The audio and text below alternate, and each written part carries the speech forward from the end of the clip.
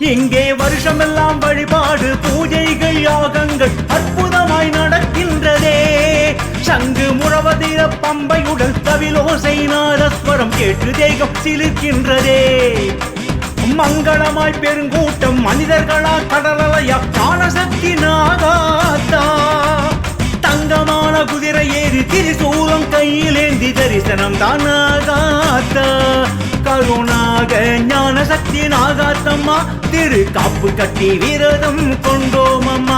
கருணாக ஞானசக்தி நாகாத்தம்மா திரு காப்பு கட்டி விரதம் கொண்டோம் அம்மா.